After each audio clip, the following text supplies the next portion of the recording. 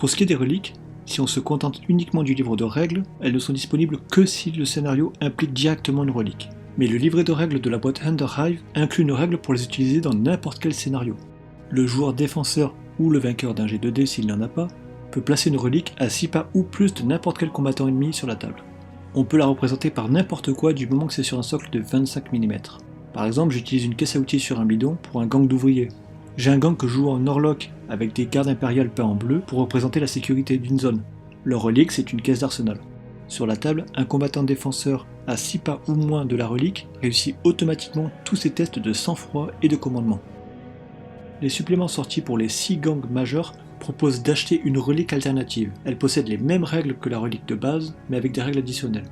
Et pour celle-là, il est bien précisé qu'elles sont utilisables uniquement si le gang est en défenseur, chose que j'approuve complètement et qui me semble logique d'appliquer aussi pour la relique de base. Si un combattant ennemi se trouve à 1 pas ou moins de la relique, il peut faire l'action double « profaner la relique ». Personnellement, j'appelle cette action aussi « pisser sur ton respect ». Pour cette action, il n'y a aucun test spécifique à faire, la relique est tout simplement retirée. La plupart des scénarios offrent 1 des 3 d'XP au combattant qui a profané la relique. Autant utiliser cette règle même si le scénario n'en parle pas, ça sera l'équivalent de mettre un adversaire hors de combat. Donc avant de partir au combat, tu bois un coup, ça te fera de l'expérience.